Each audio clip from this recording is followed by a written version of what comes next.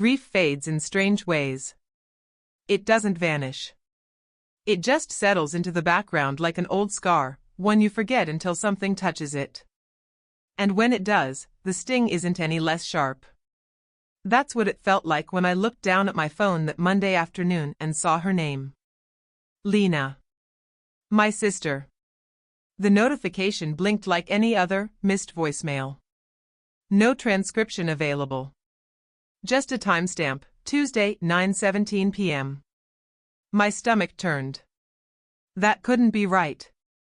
Lena died 2 years ago. A car crash. A stretch of wet highway and a truck that never slowed down. Closed casket. Long silence. An ending I had never questioned until now. I didn't open the voicemail right away. My hands hovered over the screen like touching it would somehow confirm that I was losing my mind. I checked the number. Her old cell. Still saved. Still exactly as it had been in my contacts, though the service had been cancelled. I had held on to it like a keepsake, one of the last things I hadn't deleted. But this was new. After a few minutes of just staring, I pressed play. At first, there was silence. Then static. Then, her voice. Soft. Even. Clear as if she were sitting beside me. Don't trust what he says. I tried to tell you. Nothing more. No greeting. No emotion. Just that warning. And then the line went dead. I sat there frozen, the air suddenly too loud around me. My ears rang, my chest tightened. I played it again. Same words. Same exact pause between each sentence. The tone in her voice was calm, too calm. Not panicked. Not afraid. But measured.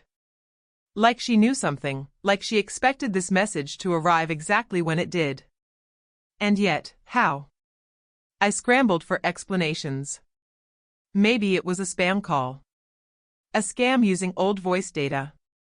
Maybe my phone had glitched. Maybe this was some automated backup reactivating itself. Anything but what it seemed to be. I Googled everything: old voicemails returning, posthumous messages, errors in date stamps. Forums were filled with theories. Ghost voicemails. Spirit communication. Server lags from old providers. But none of them explained how a number that had been disconnected for 2 years just left me a message dated 6 days ago. I called my provider. The agent on the line ran through the records. No voicemail activity from that number on your account, he said. Nothing new logged under your user data since the last billing cycle. But I have the message right here, I insisted. I believe you, he said, clearly trying not to sound dismissive. But sometimes voicemail timestamps get jumbled. Especially with numbers not in active circulation. So you're saying this is old? Could be. Sometimes messages get stuck in the cloud servers.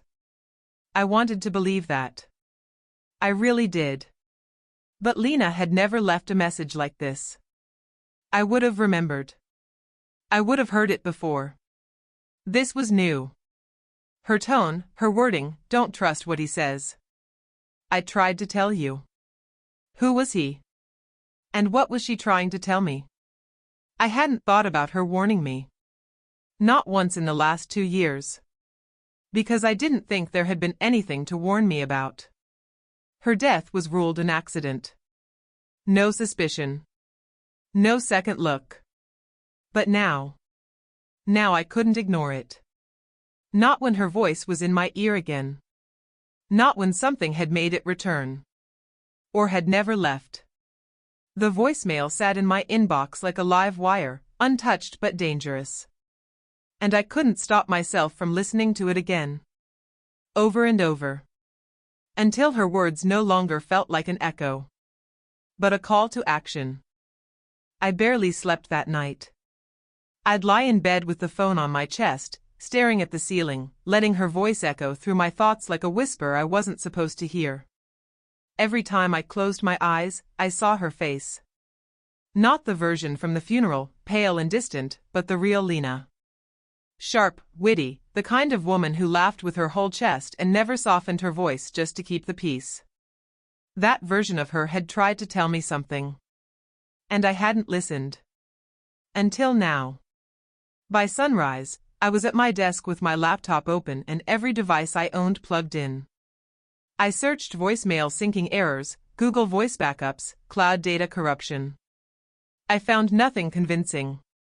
Some blogs mentioned rare cases where providers restored archived voicemails after years, but those involved legal disputes or phone number reactivations.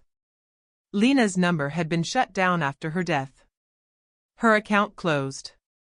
I knew because I had done it myself.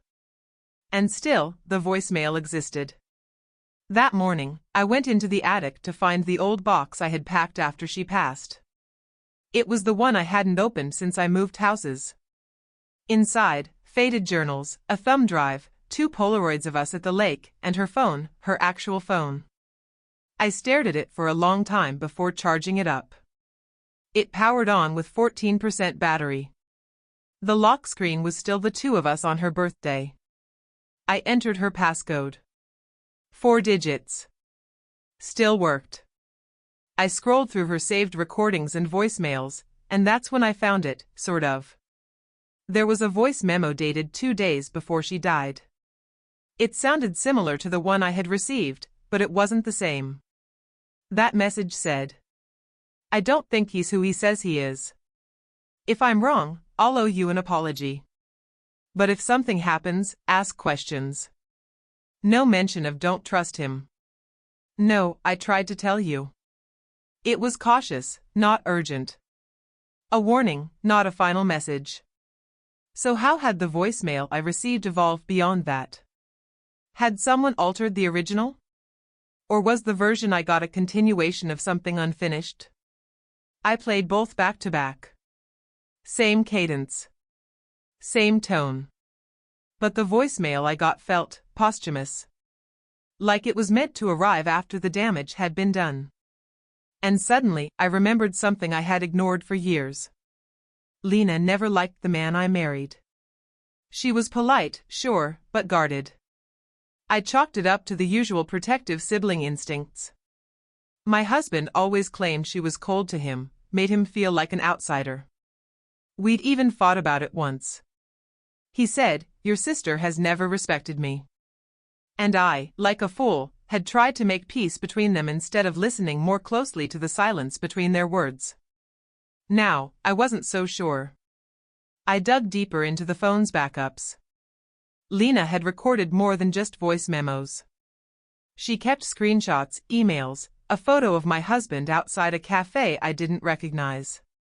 The timestamp said 2 days before her accident. And in the corner of the frame was a woman's reflection in the window behind him, young, brunette, leaning in just a little too close. I zoomed in until the pixels blurred. This wasn't about ghosts. It was about something, or someone, Lena had seen that she wasn't supposed to. And if her final voicemail was meant to reach me now, then maybe whatever happened to her wasn't an accident. Lena had always been more perceptive than me. Where I saw stability, she saw manipulation. Where I saw charm, she saw control. I used to roll my eyes when she called herself the emotional detective of the family. But the older we got, the more I realized she wasn't trying to be clever, she was trying to protect me. And I didn't want to see it. After finding the photo in her phone, the one of my husband with the brunette, I spent the next day combing through every saved file, every screenshot, every note. There were hundreds. Some meaningless. Some meticulous. Password reminders, license plate numbers, receipts from restaurants I had never heard of. I started to see a pattern, one she had clearly been tracking. She had lists, dates, times, and initials. Each entry paired with vague annotations. 7:45, he left alone, but her car was there. Tuesday, they met again, same booth. It was messy but persistent. Lena had been watching him. Or more accurately, she had been watching what he was trying to hide. And she hadn't told me. Not directly. Maybe because she knew I wouldn't believe her.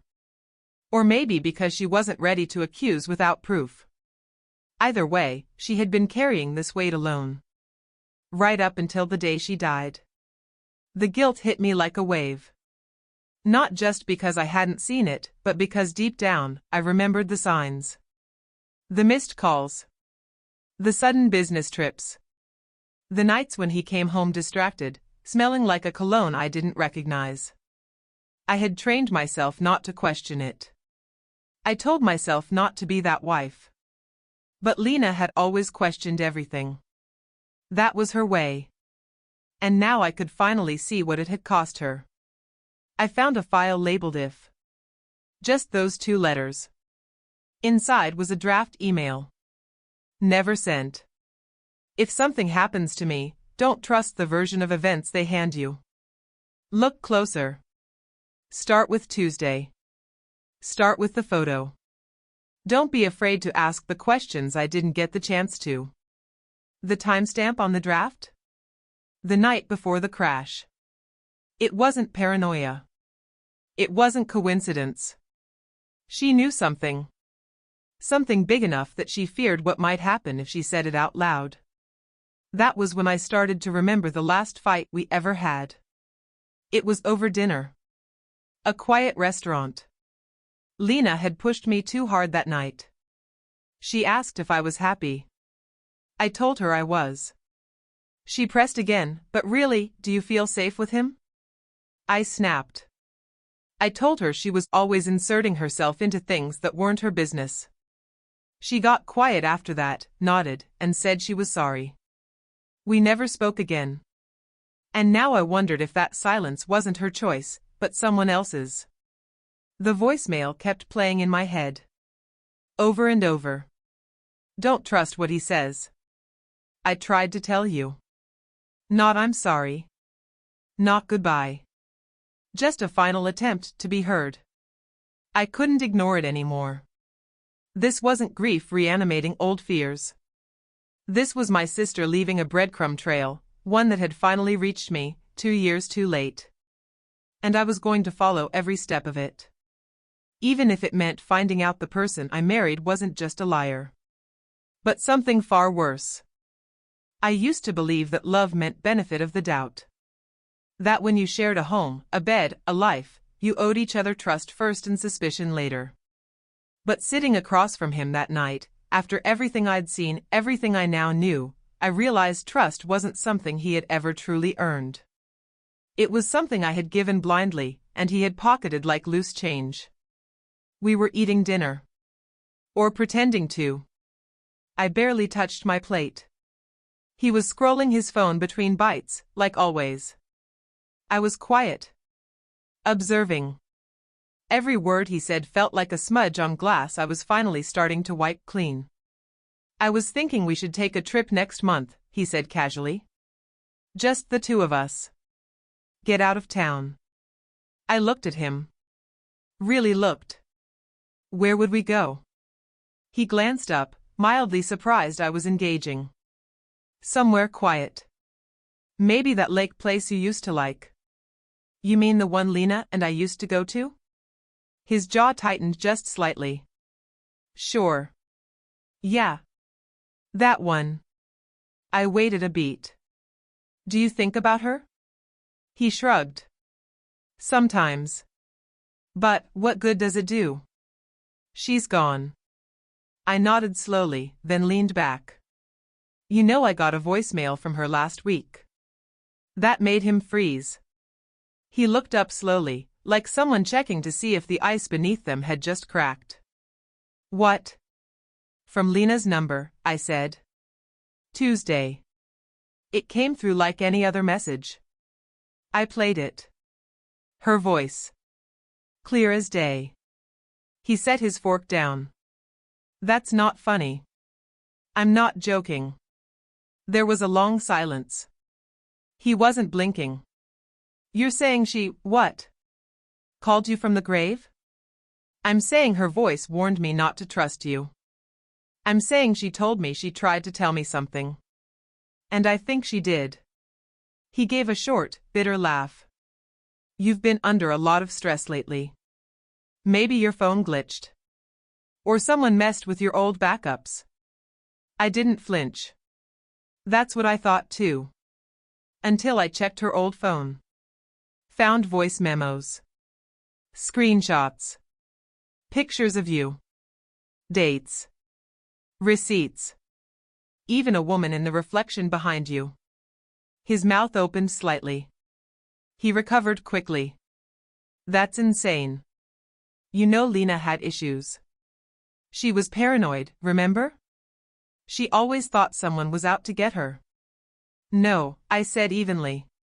She just didn't like liars. And now, neither do I. He stood up. Slowly.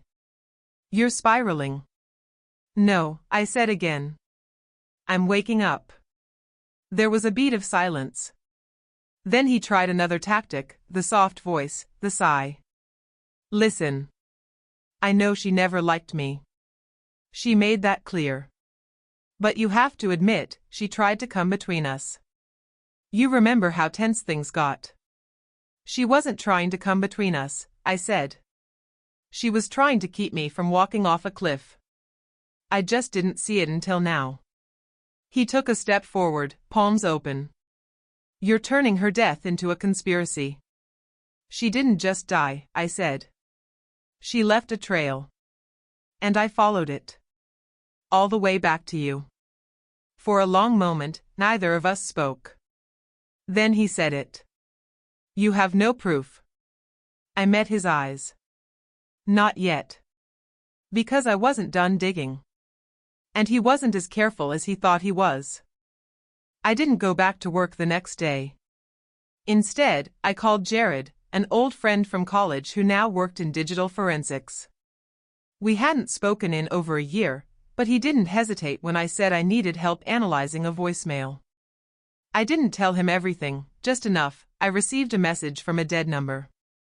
I need to know if it's real, or if someone made it sound like it was. He said he could isolate background audio, check file metadata, and see if the recording had been tampered with. I forwarded it to him with shaking hands. Then I waited. For the rest of the day, I paced. I replayed the message over and over, listening not just to Lena's voice, but to what was beneath it. There was something there. A faint rustle. A breath.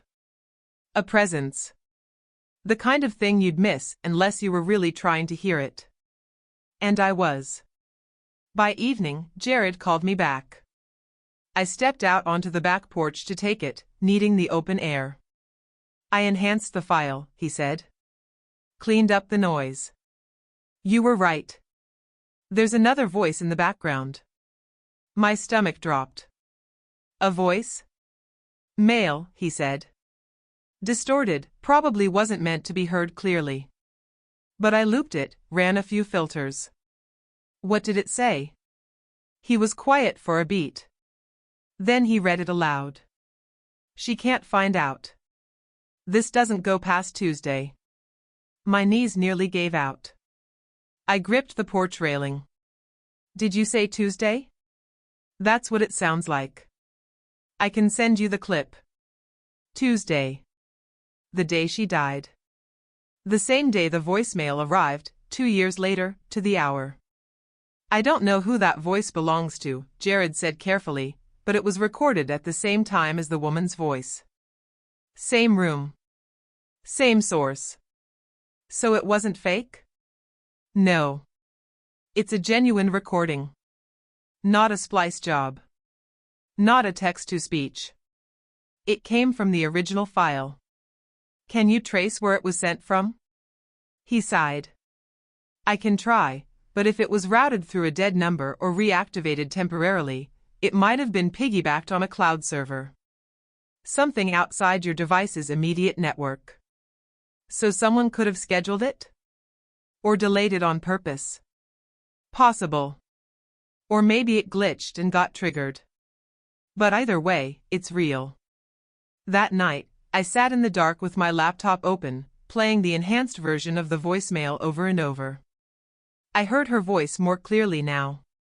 I heard his too.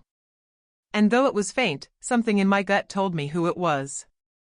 Not because I recognized the voice, but because I recognized the intent behind it. The calculation. The desire to control the narrative before it reached me.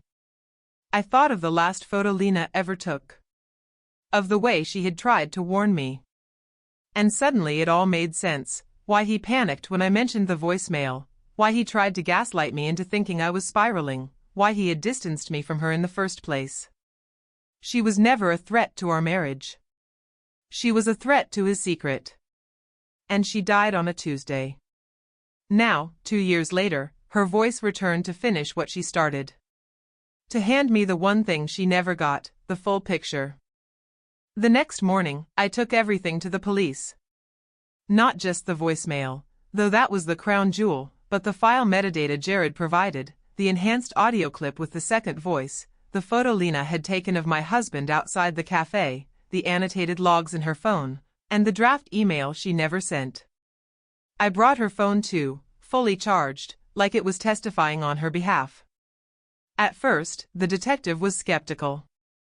These kinds of cases, the reopened wounds, the wild-sounding tech trail, the late-arriving voice from the grave, they never start simple. But the more I laid out, the quieter she got. When she played the voicemail, I saw the expression on her face shift. Not pity. Not doubt. Something closer to concern. And focus. They opened a file. That same day, my husband was called in for routine questioning. He didn't know I was behind it yet. He came home that evening like nothing had changed, though I noticed his hand trembled slightly when he set his keys down. His tie was loose, his collar damp with sweat. I didn't ask how the conversation went. I just handed him a sealed envelope and walked into the next room. Inside was a copy of Lena's photo. The voice memo transcript. A screenshot of the birth date on the voicemail. I didn't need to confront him again. I had done my part. He never said a word that night. By the end of the week, an official investigation into Lena's accident was reopened. Her vehicle had been towed and stripped at the time, but photographs, witness testimonies, and digital correspondence were now being revisited. The detective said quietly, "There are inconsistencies in the timeline. Things that should have raised flags before." She didn't say what exactly. But I didn't need the details. I had already lived with the truth. Now it was simply catching up with him. In the following weeks, I felt grief return, but this time, it had edges. Direction. It wasn't a dull weight anymore. It was sharp, clean, and it cut through the fog I'd been living in since the day Lena died. I visited her grave for the first time in nearly a year. I brought a recording of her voicemail and played it on loop while I sat in the grass. "I got it," I whispered. "I heard you." The wind moved through the trees above us. Birds called in the distance. I closed my eyes and let the silence wrap around me like she used to. When we were kids, she'd always sit beside me during thunderstorms, not to chase the fear away, but to remind me that I didn't have to face it alone. Now it was my turn. I pulled out a letter I had written and placed it against her headstone. It was short. Just a single sentence. "Thank you for still finding a way to reach me." Later that week, the voicemail disappeared from my phone. Not deleted. Not hidden. Just gone. But by then, I didn't need it anymore. Her message had done its job. She hadn't left this world without being heard. And I hadn't stayed asleep forever. The truth, however long it takes, always finds a voice. And hers was louder than death.